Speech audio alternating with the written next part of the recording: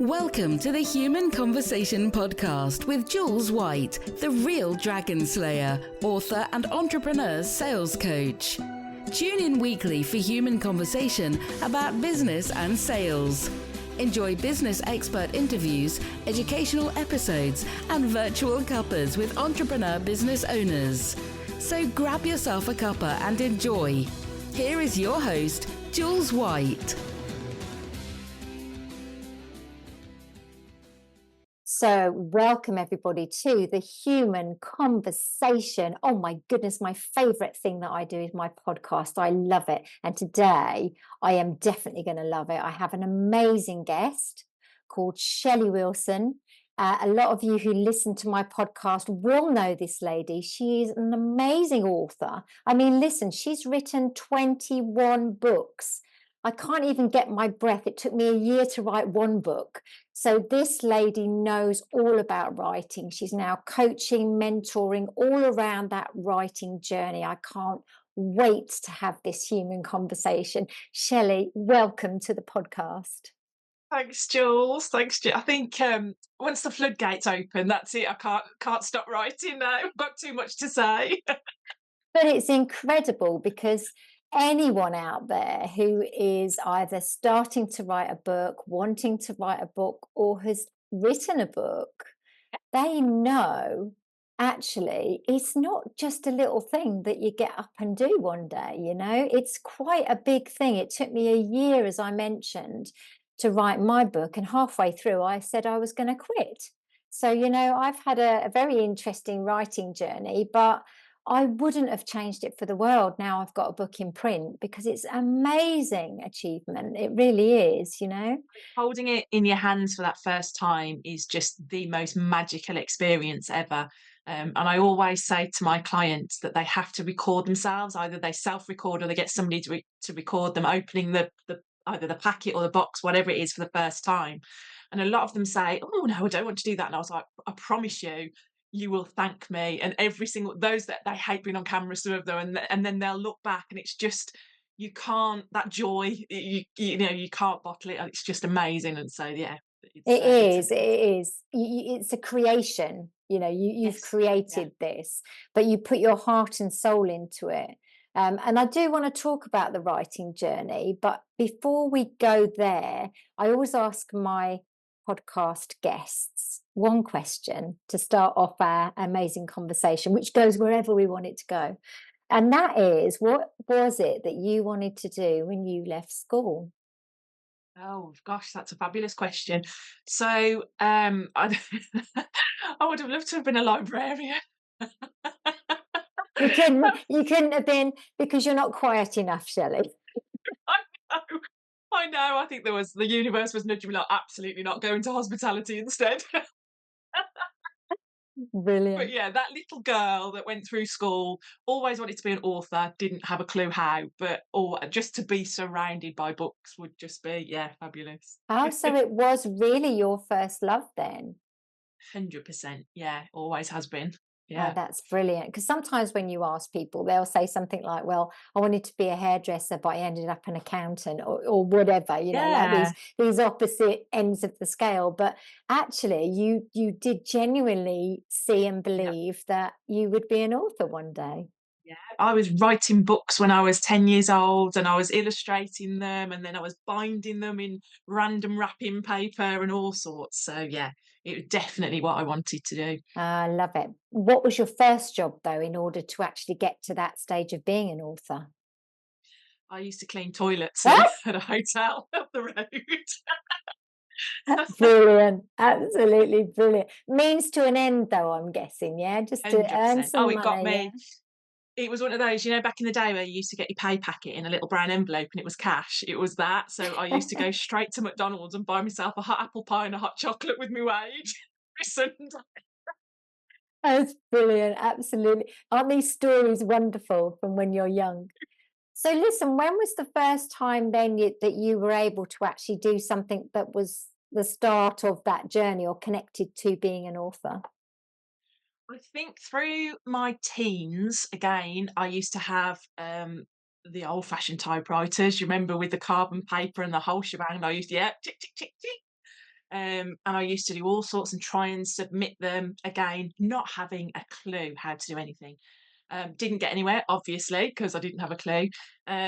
Then, probably when I had my kids and they were younger, I started sending letters to magazines, and I'd win a few of the star prizes. And they'd be in everything, like, the psychologist magazine, or the woman magazine, or there was a parenting magazine. I read like vicariously, it was whatever I could get my hands on. And so I started to kind of work out how to appeal to whoever it was that was digging through the letters to get you published. That hook, I guess. And Yeah. that taught me an awful lot. And then again, I probably late 20s, maybe, early 30s, I got a role to help be an agony aunt on one of the women's magazines Oh, I love for that. 6 months. It was amazing. It was amazing. And that taught me like how fast paced journalism, that kind of thing is, because I'd literally get an email from the editor going, here's a letter from the box. Can you have this back to me by 4 o'clock tonight? And so I'd read the letter, I'd think about my response to whatever that it was like a Dear John letter, it's one of those like agony aunt page letters. And then I'd send it straight in. And I was one of the ones that got the most responses printed because I got the turnaround. And that taught me so much about, right, you've got to be on it. It's got to be fast. You've got to be there. Visibility again, really. Yeah, Um, yeah. So that's kind of a different writing to then sitting down and starting to construct a book and a story. yeah, that came much, much later. I think I got married, obviously had the 3 kids. I was tootling around with these little letters, but don't you, when kids are around, there's not much time for anything else, is there? And when they were 2, 3, and 5, I got divorced, so it was just me and them, and it was full on. So the writing took the back seat. One thing that I did manage to do was revive my reading, and I think that was what then reminded me how much I loved stories and just losing yourself. And for me, it is a massive escape, both writing and reading. And I just kind of started again, doodling just little stories. I'd write the kids some stories. I'd do all those kind of things. I'd put them in, like, so the parenting magazines again, I'd back on them and getting pictures of them holding like all sorts of things up, and that was fun. But it was doing National Novel Writing Month, which is in November, for the first time. 11 years ago now, 10 years ago. Um, that was when it was, right, this is a book project. This is 50,000 words. You've got to sort yourself out. And yeah, and that was kind of when I got into, right, you can write a book. It is possible, and just go for it. And then that was it. Then I've not stopped since. Before we talk more about the whole book writing, Shelley, I just want to touch on the fact that you actually had your own business at some point, which was, I think, in beauty therapy.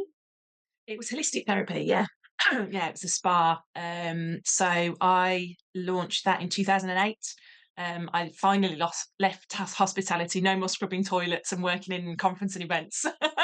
I'd gone to night school and retrained, and then worked on the night when the kids were in bed, and obviously kept my day job, and just transitioned slowly to, right, drop a day until I could take it over. So yeah, absolutely loved that business and ran it for 7 years. Yeah. Yeah. And so then something actually stopped you from running it going forward. Yes. Yeah. Yeah. I, I was bitten by something like a spider or a bug or something when I took the kids out on like a bit of a ramble, as you do, and it was the weirdest thing in the world. I kind of woke up and my entire body was just a rash. I was just a walking rash, but it was hot and I couldn't wear. So my tunic that I used to wear for my spa, I couldn't wear trousers because it was irritating me. I have to wear skirts, and my clients saw it and they were like, "This is, oh my God, have you Googled it?" All the usual things. Gone to the doctor, they didn't know what it was. I had lumbar punctures, I had MRIs, I had blood tests. But what was happening was, it was almost like, felt like my body was shutting down, and it was just horrific. I've still got a few things now, so I feel like I've been plugged in and left on standby. That's the only way I can describe Yeah. the vibration in my legs. Um, and so this was what, 2016, 2015, 2016. It's been a while. Yeah. But yeah, it got so much that I could barely keep my eyes open. I'd wake up one day and one of my arms wouldn't work, which is no good if you do massage or reflexology or anything. No, no. And it was a heartbreaking decision, but I kind of rounded the kids up. I was like, look, I can't do this. I was stressing myself out more and more. And I made the decision I'm going to have to close. And all of my clients, you know how they become family sometimes, don't they, in that kind of a situation? Yeah. And every single one of them said to me, I think the universe is nudging you down your rightful path. You need to write your books. And that was what I ended up doing. Yeah, I switched. The hobby became their full-time job.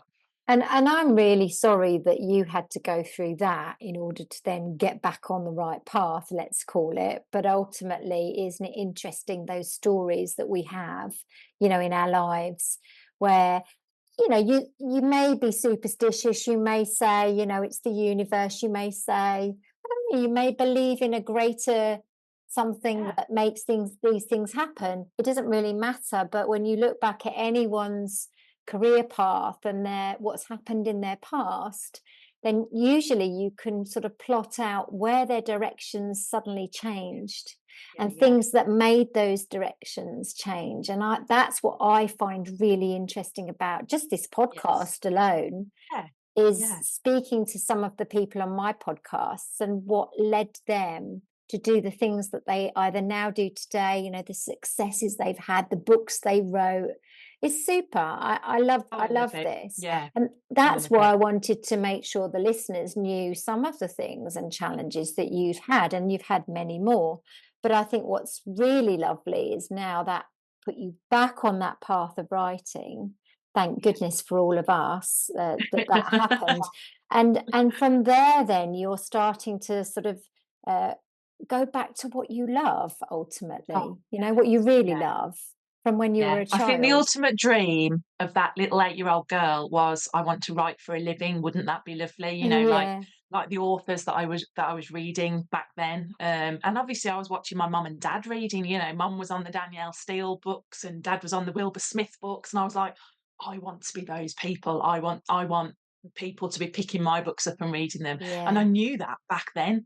I just didn't know how, but I knew that that's what I wanted in my life. And so it's kind of, I think things like Sliding Doors, the film Sliding Doors, where there's two different realities, isn't there? And I think I love it. our lives are very much like that, but which route? And do you get to a crossroads? Do you keep going? Do you go left? Do you go right?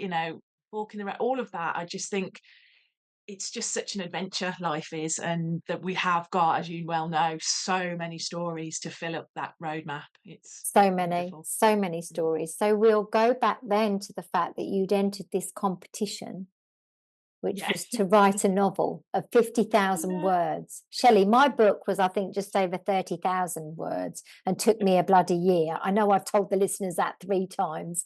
So I'm sitting here thinking, oh my goodness. And what was the timescale for you producing this novel, Shelley? It's 30 days. Oh my goodness. Days.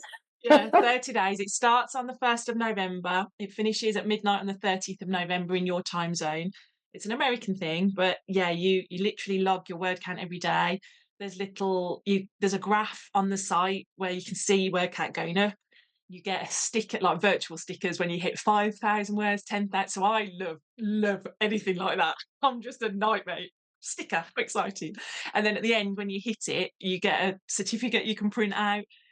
This year will be my 10th year doing National Novel Writing Month, and I have hit 50,000 8 times. Oh my goodness, that's just incredible. Doable. That's incredible. This is a really, really bad first draft, by the way. This isn't like, publishable quality. Yeah. But it's writing. Just sitting your bum in the chair and writing. Yeah, exactly. Yeah. And that, sorry, I've just remembered at the beginning we were going to introduce you as the word nerd. So I'm going to make sure I put that in now, because I think that's a good place to put it. But actually what's interesting is there's this kind of accountability attached to this competition or, initiative, whatever you like to call it. And I think that's really interesting as a topic when you're thinking about writing a book. So let's not mix this up. Let's put this into some order for our listeners, okay? Because the listeners here, hopefully they listen to all our podcasts anyway, but if they're particularly interested in writing a book, and they're right at the start of their journey, which is ultimately where you totally need to be connecting. Oh, yeah, Shelley, love that's what love she that. loves. Love that. That's my niche. Let's think about an order of things here, and the things that are these typically great things to have in your journey as a writer. Let's start at the beginning. What's that first, apart from connecting to you, Shelley, and the links will be below, what's that first thing that any aspiring writer should start thinking about? The idea. What is that idea? Our heads are full of all sorts of things, and some of it's nonsense, absolutely, which is fine. But if you have always wanted to write a book, it will have been in your head some way, shape, or form. It might be a tiny seed that just niggles. It might have roads and worlds and all sorts of things. It might just be a question your client asks you over and over again, where you go, I really should write this down. I really should write this down. It could be just the tiniest seed. That is your starting point. And I always get anyone who works with me to kind of write that down. Just write your idea down. Whatever. Nobody else needs to see it. Just almost vomit words onto the page. Just write down what it is you want to do. What's the book about? If it's fiction, who are the characters? Where's it set? What's going to happen in it? Beginning, middle, end. Anything that you know about it, write it down. And I don't know whether it's this. There's a connection between the hand and the brain. So all of my mapping and planning of my books, whether it's fiction, non-fiction, whatever it might be, I have to do it pen and paper. Yeah. And then I type my manuscripts directly to my computer. But the planning stage is pen and paper and sticky notes and notebooks and coloured pens and all of that.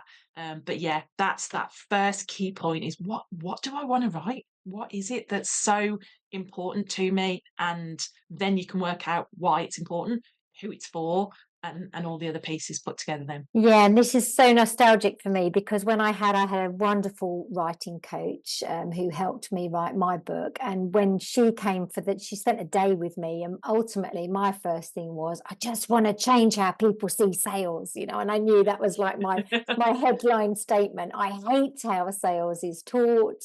I hate the dialogue around sales. I hate it. And so I really, really want to change how people perceive and see sales. Yeah, so that was what I wanted to do. I never thought I'd write a book, if I'm really honest, but to be able to then think about how I could write a book about that was just magical. And in my front room we literally had post-it notes stuck to the carpet. I mean, I'm not even lying. It was such an amazing sight, and we were sat in the middle of it on the floor, and it totally created the journey of the book. And I can't tell you how helpful it was. You're right when you say this kind of physically doing it, writing things and using stickies and stuff and just mapping it out, but tangibly with post-its and stuff. Oh my goodness, it was absolutely groundbreaking for the actual format of the book. So I totally understand why you say that's where you start. So what next? What have we really got to start thinking about? Because also, are we talking about fiction or non-fiction, or does this really apply to both, Shelley? Kind of does in a way. There are obviously differences, but I write fiction. I also write non-fiction. The majority of my clients are non-fiction writers, but I do have fiction writers that are with me. It's the same tools and techniques I teach them until we get to a certain point. So the whole, what do you want to write? Who is your target audience? What do you want from it? What do you personally, if it's just to see your name in print, that's brilliant, that's fine. But if it's to stand on a stage and be a TEDx speaker, that's equally fine. So it's kind of knowing what your own goals are, working out the writing process. How are you going to fit this into your life? Because it is a big commitment and there is blood, sweat and tears. So you kind of need to do all of that, and then it veers in a couple of directions depending on the genre. So fiction, you're down your character development, you're down scenes and maybe research. Obviously, I went, as you know, I wrote a Viking novel set in 866 AD, which sent me on a massive historical researching trip, which I adored. But then with your non-fiction, there is a research element. Do you know everything, or do you need to outsource to add bits in? how is that going to be presented to the reader so that there's a flow and they understand it. So that kind of is where it splits off. But then you come back again to write it, edit it, publish it, and it's exactly the same. So Yeah. there's Yeah. an awful lot of similarities in the whole process, but just with a little bit of a tweak in the middle bit. And I guess, this accountability bit, which we've mentioned a bit earlier, just becomes really important. I used to have a monthly call with my book coach. And that Yeah. way, and actually I was doing all the writing, obviously. She would take the document and edit it, but not edit it. It was an edit in the sense of, I want to know more about this. What story Yeah. did you have that relates to this? And so it was just expanding in my mind what I needed to tell the reader, because I And think I do the that's so same. important. Oh, 100%, 100%, because you're so close to your own topic that you often miss bits. So when you've got somebody, and that's what I love about what I do, because I'll have writers who are in industries that I know nothing about, whether it's brand design or psychology or architecture, whatever it might be. And so I am literally reading this going, don't, that blows my, I don't understand that. So I need a little bit more information. So Yeah, that's where it's really helpful to have that extra set of eyes. yeah. And you're absolutely right. I am not a professional editor in any way, shape, or form, as my editor will tell you. I love exclamation marks. I put them everywhere, and my So compound do sentences I. are a mess, and all of that. But what I do is in exactly the same way as your book coach did. It's that almost a critique, that almost, yeah, you're missing a little bit of gold here. And how Mm. about you? How are you going to get your story in it? Because that's where the golden nuggets are, if you like, of any non-fiction book. We want to understand people. If you're using it as a branding tool, especially, or a lead magnet, or even just a business card, that person, that reader, that ideal client wants to know more about you. So that's where your little bits and pieces of your storytelling comes in. Yeah, and the storytelling piece is just magic, isn't it? That's the bit that's Yeah, the unique bit. I bang on about UHP all yeah, the time, your unique human proposition, but ultimately, no one else has got your stories. No one else will tell your stories the way you do. Even if it's a similar story to something someone else experienced, they're not going to tell it in the same way. And so that's pure magic, isn't it? And I think it's interesting what you say. We're so close to our topic. The big thing I think we do is we say, oh, people know that. I don't need to cover yeah. that. Oh, I don't want to repeat that because people have heard that before. No, stop that, guys. Stop it. It's all been said before, I hear 300 times a week. Yeah, yeah. Not by you. Exactly, exactly. And just that, you know yourself, and I know when I'm listening to a talk or I'm at a conference and it's a topic I already know, to hear someone else talk about that topic, there's always something they might say, and you think, "Whoa, I didn't think Yeah. of it like that." That's Because cool. we all learn from different mentors, don't we? Yeah, I trawled through every possible how to write a book when I was, in my 20s and 30s.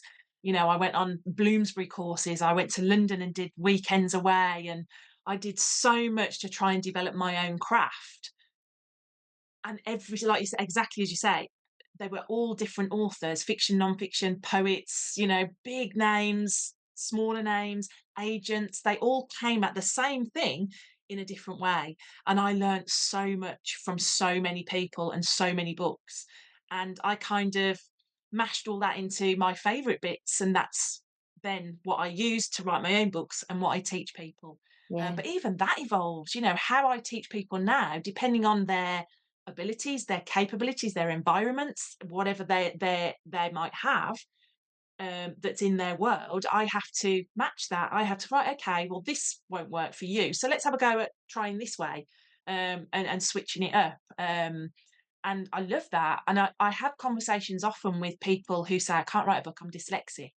And I'm like, well, I beg to differ, actually, because there is a way you can.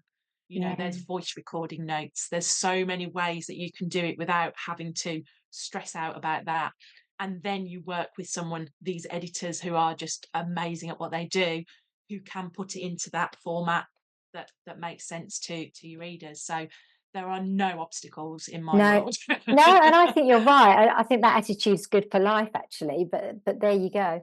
But I think the editing bit, because again, you touched on the fact that you're not an editor. Well, my book coach wasn't an editor.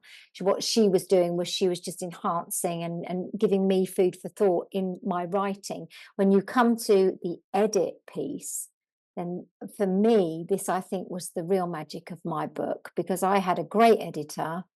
And the editor I had did not lose my voice in the book. And so when people read the book, they said, "Oh, I could hear you Yeah. speaking to me when I read the book." And Oh I yeah, your book is 100% you. and when I Yeah. read the book after he'd edited it, I was a bit like, "What? I don't know what he's changed." And he Yes. changed a huge amount in my book, a huge amount. And this is the subtlety of having a really good editor. And I would always say to Massive. anyone, I don't know what you think, but I think if you're going to invest some money, make sure that you get something like a good editor in that mix, you know? Editors and cover designers worth their weight in Yeah. gold. Yeah, yeah, Yeah, exactly yeah. that. So we've talked about obviously the starting point. We've talked about non-fiction versus fiction, and I love how you took us down a little the character analysis journey. You have this amazing camper called Snoopy. Snoopy. So Snoopy, my VW camper. yeah, how long ago did you get Snoopy now? Um, 4.5 years ago, if you can believe it. Wow, I know. amazing. And Yeah. what I've always followed Shelley, I've known Shelley for quite some years now. Well, if your camper's 4 years, then I've known you for 6 or 7 probably. Yeah, yeah, absolutely. I've always followed your little journeys in Snoopy, but the reason I'm mentioning Snoopy is because I feel like it's an essential tool for your writing, because you take yourself off to environments and locations, don't you, to feed your writing? Tell us Yeah. more about that, Shelley. I'm a big believer in filling your creative well. And I think anyone who struggles with burnout or anything like that, they know that when they hit that brick wall, nothing happens, does it? And that can happen when you're writing a book. You know, it's a big thing. And it doesn't matter whether it's fiction or non-fiction, it's a big task to do. And you need to have the right environment. And sometimes that can literally be, I can't write it at home. The kids are screaming, the dog's thrown up, you know, whatever that might be. I'm going up the road to the local coffee shop. It can be as simple as that, and I have done that, you know, many, many times. But with Snoopy, it's part of it is research. It gets me to go and, you know, everything is pretty much accessible on Google, isn't it? So I could have sat here and I could have Googled everything about Northumberland and Alnwick and all of, you know, Lindisfarne and all of that. I could have Googled that. It's not the same as standing looking at the North Sea, imagining the Vikings coming over the horizon. It's just, it adds another dimension. As a writer, you can literally, I can sit there and kind of just breathe in and I'm there. I can literally see it happening. I can smell the waves. I can, you know, feel the sand in my toes. And I think that that comes through in the writing when you can kind of really put yourself in that Oh, position. yeah, amazing. So yeah, I use him as research trips to go all over, and also as almost like mini writing retreats. So if I know I've got a deadline coming up, or I know I just need space, you know, fresh air, water, green space to go and write, I'll put my laptop in the car and I'll just go and have a few nights away, and I I do. love that. I love that too.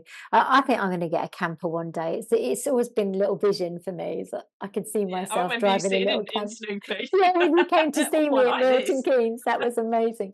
And that coast is just raw, isn't it? So it must be Oh, wonderful to go beautiful. there and feel the way you feel, and write Yeah. your books. So 21 books. Tell us a little bit more about your books, Shelley, and what you've actually written in 21 books. Yeah, sure. So my first book was 10 years ago. So that was this year was my anniversary of the 10 years as an author. And that was a blog to book project. So I was still working in my spa back then. And the audience were the ladies that were coming to my spa who were just like, oh, I wish I could do this and I wish I could do that, but I haven't got time. All the excuses we give ourselves. And I kind of thought to myself, do you know, all I've ever wanted is to write a book and I'm not writing it. So how am I going to show my clients that they can do anything they put their mind to and do it myself so that I'm kind of walking that walk? And that was when I started blogging. And I just set myself a ton of challenges, wrote about them, targeted for my sort of spa clients. And at the end of the year, I turned that into a book, and it hit #1 in the bestsellers the following January, which just blows my mind. Love it. Absolutely blows my mind. And Love it's it. still my best-selling book now. Oh, wow. And non-fiction was never on my radar. So No. as an author and as a child, you know, the fictional books, the escape, that was always what writing for me was, I'm going to write a novel. So non-fiction never even entered until a journalist friend kind of said, you know, you've written this book. And that was that light bulb. Um, in that year, one of the challenges I did was my first NaNoWriMo, my first National Novel Writing Month, which is where I wrote my first novel, first draft. So it was part of that challenge. So I self-published How I Changed My Life in a Year, and then the next year I self-published my first fictional novel. So they came back to back. So one almost fed into the other, and then it was almost 2 books a year ever since. But I Amazing. alternate between fiction and non-fiction. Oh, that's Um, so good. And actually, I imagine that's quite a skill to be able to switch from writing in that way, because it is different, as you say. There's certain yeah, things that are yeah, of course similar, it but is. to get into a fictional kind of mindset must be like, well, you can just do anything, can't you, really, with that? It must be Oh, so exciting. 100%. When I was writing How I Motivated Myself to Succeed, which was a kind of a follow on, if you like, it was all about motivation, all about mindset. And I was really struggling. I think that was when I was really like my illness was worse, my business was closing. So it was all happening around that time. And I was probably 30,000 words in, and I threw it all in the bin. Oh, And I just said, I can't do this. I said, how can I write about motivation when I can't even get myself out of bed in the morning? And my editor was like, "You are the bravest person I've ever met." So, which I then burst into tears, obviously.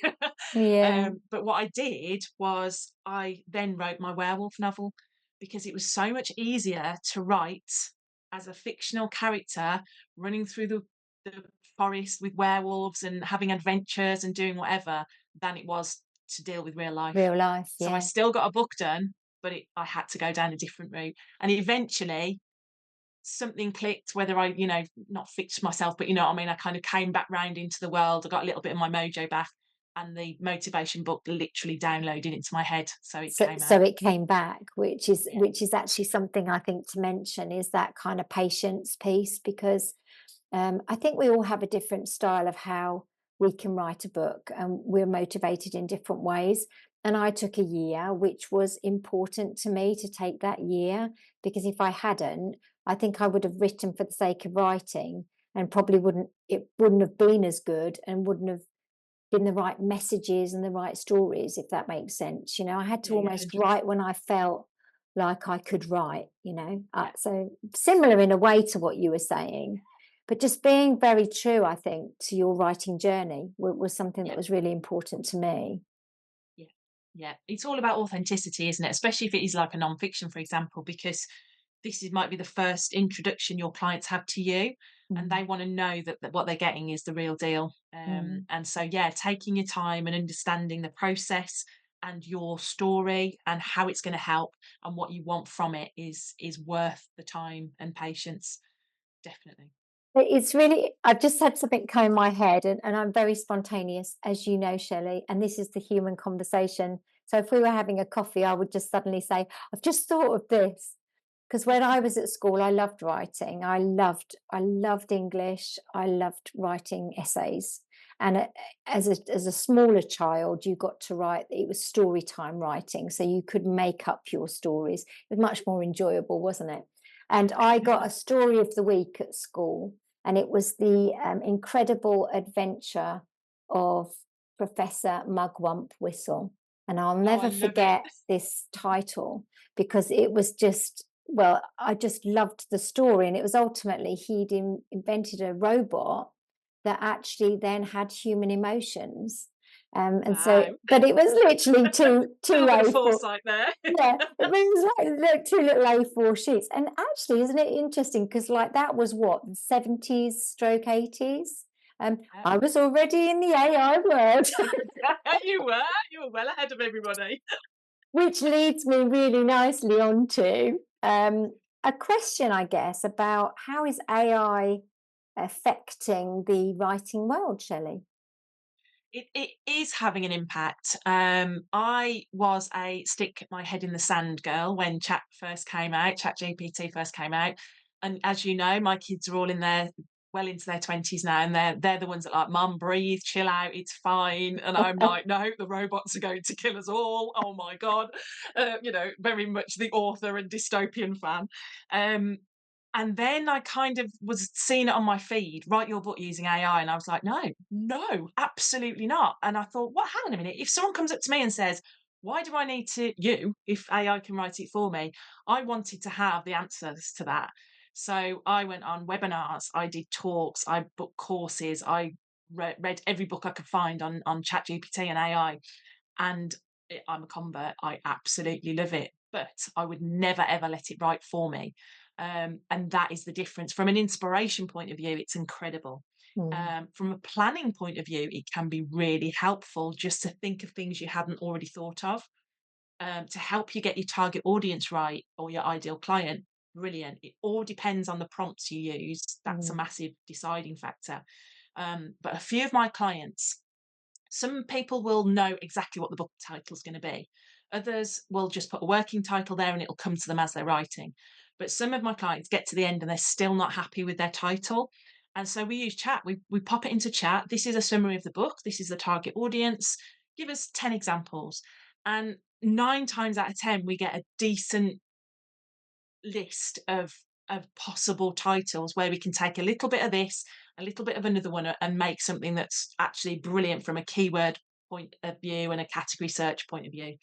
mm. So yeah, I am a massive convert. I now talk about chat everywhere. Everyone keeps asking me to go and do talks at networks, which I think is hilarious. My kids still just they fall over laughing when I have to go and do these. I've done a masterclass on it around writing your book and helping you sell it, because from a marketing tool, oh my goodness, I put in the summary of my books and say, right, can you give me 10 Facebook posts that I can use for Yeah, promo? And yeah, it just spits it out to me in seconds. So it's yeah. things like that where I find it massively helpful. Um, but writing it for you, no, No, no, absolutely no, not. no, no, no. No. No, because we want, as we mentioned again earlier, this kind of, we want your voice in a book. And unfortunately, Chat GPT at the moment Yes. can't be your voice. Who knows in the No. It's a future? very how is it? I read it was one of the webinars. It was brilliant. Imagine he's it's like Gary at the water cooler. He's a nice guy, but a little bit boring. And that's what chat is. You've got to find the really interesting people that are in the cafeteria. Gary at the cooler. Love that. The water cooler. Oh, that's just brilliant. And so look, I mean, I'm sure we could talk for a very long time about like writing and the whole author piece, but I wanted to make sure for the listener that we started to cover some of those basics, where to start, things to consider, non-fiction, fiction, AI just came in Yeah. there, didn't it? Look, just came in the door. Um, but I also there's a lot to talk about around publish houses versus self-publish and the likes. Very quickly, let's just cover that off as to what your thoughts are around that. I did a hybrid publish, which is almost, it's not a publishing house per se, but you get that extra assistance on producing a more professional book. Let's sort of Oh, wrap it up like 100%. that. Yeah. There are But that literally but that three costs, ways. yeah, but that Of costs course you it money. does. So Yeah. yeah. And this is what you think about when you start off with your goals. What do you want to achieve from this? If you want to buy a yacht and live in the Seychelles, you don't write a book, you do something else because you're not going to get the money for Yeah. that. There is going to be an outlay if you're going down the self-publishing hybrid route, definitely. But on the other side, I've self-published and I've got a publisher. So I know it from both angles. I love self-publishing, absolutely love it because I love the control, I love the freedom, I love doing what I want to do with my books. But equally, with my publisher, I'm very lucky that they are fantastic and they have all the financial, stuff. So I don't have to pay. They do it all. So there's lots of pros and cons. It's all about what you want to do with your book. So Mm, if you need something out, I'm speaking on stage in October 2025, self-publish, because you'll have it out by then. You won't if it's traditionally published. 9 times out of 10, it'll take 18 months to 2 years to get down that, because they've got Wow. so many that they're doing. So it's all tied to your goals, Yeah. really, as to which avenue to go. And there isn't a right or wrong. There isn't, No. publishing is great. If you can bag yourself a publisher, fantastic. That's worth celebrating. But self-publishing has come on leaps and bounds since it launched. And yeah, there are so many amazing people out there, typesetters, editors, graphic designers, everyone, like this hybrid team, if you like, who can help you. Yeah. So I think probably a little bit of advice I would give, if you are thinking about going down the self-publishing route, start funneling money away now. Yeah. Get a book budget and just start putting a few bits of pieces away so that you can get the best possible book that you can for what your money Yeah, is. because I think a really important bit to add to that with that self-published piece is that when you've put your heart and soul into a book, and actually the book content is really good, if you produce it and it looks rubbish and it's not very Oh, gosh, readable and the yeah, cover's a bit, yeah, then actually people won't read your book. And so you've exactly. lost this big opportunity, haven't you? So Yeah, it's we quite. do judge a book by its cover, Yeah, no but matter what you say. We we do. do, Yeah, we do, and even part of the Business Book Awards is about the cover, to be honest, it's and I know that yeah, from being a yeah, previous entrant. yeah. So yes, so listen, writers out there, go grab your pens and your post-its and connect with Shelley and do that thing, because it is a lovely experience writing and producing a book. There's no doubt about it. And it does help you in your business. You're right. It won't make you rich. Certainly not unless your name's J.K. Rowling or something. Yeah. But we won't go there. But I think it's the accomplishment piece for me, was just being able to get my methodology and my thoughts into a book has just been super helpful from my perspective. It So gets your foot in the door to your ideal clients yeah, a lot of the time. yeah. And, you've done your TEDx talks, if you've got a book out there and you're doing little talks or anything like that and workshops, then people are going to notice and they're going to see that as a massive part of your credibility. Yeah, So, yeah, yeah, it opens doors. most definitely. So just to finish off and wrap this up beautifully with a big fat bow, Shelley, what are you doing next that's actually really exciting in terms of anyone listening who wants to actually write that book? There's something Yeah. super exciting that you're putting together, isn't there? Tell us about it. There is. Yeah, there is. So I work with people one-to-one, or I do group programs. And what I found was they came to an end, which they do, don't they? And then everyone was left to their own devices. And I found a lot of the time, we're going back to that accountability, they needed someone to kick them up the bum. And they'd often come back and either rebook with me. And I was like, hang on a minute, not lovely to have you back, but you should have written this by now. So there was a lot of that. And I realised there was a gap in what I offered.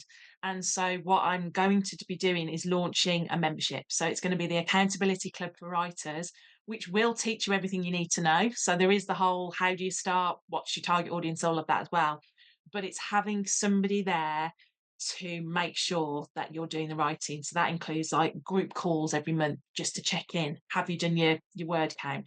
Have you done your research? Whatever that might be. I've got guest experts that I'm recording. So editors, publishers, agents, all those kind of people to drop in there as well. So yeah, lots and lots of exciting things coming up, but hopefully it'll be exactly what people need to help them show up and get their books finished and published and out into the world. Yeah, not only is it headed up by an amazing legend of an author, but equally you've got this community then as well of like-minded people who want to write a book or have written a book or might be Yeah, writing their second, third, fourth, exactly. Yeah. 21st book. Yeah. And I think there's a lot to say about membership where you build that community side of it as well, which is just like nothing else, It's very lonely writing a book. Even if you do take your laptop to the local coffee shop and you've got the white noise, it is still, you're in your own head for all of it. So having other people who get it and don't glaze over when you start talking about writing, that's what I want to achieve, and that's what I want to grow, definitely. Brilliant. And just to add, Shelley has been doing more and more speaking. She has been on more and more stages at events I've been at, or on stage with me at times. And I'm not going to lie to you guys, she's an amazing speaker. So I'm just pushing her a bit further through onto her speaking journey, and telling you that if you ever need a great speaker about authors, books, chat GPT, she's brilliant, she's super fun, and she's very natural. So put her on your desired speaker list, and more to come, I think. The mic. Yeah, she loves the mic, she loves the mic. Shelley, thank you, darling. It's been an amazing chat. I knew it would be. Thank you so much for having me. You know me, I can talk to you for absolutely days on end. Yeah, we're a bit dangerous together, really, aren't we? But we haven't done too bad on this podcast, but I think we've delivered to anyone listening who's thinking about writing a book, or even in the process of writing a book and maybe a bit stuck. I think we've delivered a few little nuggets for them to think about, and some great advice. So I really, really thank you for that. And of course, an amazing human conversation, which is what this is all about. So we even had the dogs interrupting it, but I'm probably going to cut that out. I might leave it in. But listen, please follow us on whatever channel you like to listen to this podcast on. We're on Apple Podcasts, we're on Spotify, we're on SoundCloud, and we're probably on another 50 to 100 that get filtered out all over the place. But we would love you to like and even comment about what you'd like to know next on The Human Conversation. And thank you for spending some time with us, Shelley and I, and we'll see you next time on The Human Conversation. Ta-ta for now. You've just been listening to the Human Conversation podcast with Jules White. To find out more about the other work that Jules does, please visit her website www.liveitloveitsellit.co.uk. And if you enjoyed the podcast, then please do leave a rating and review on the platform you use to enjoy her show. Thanks for listening, and see you next time.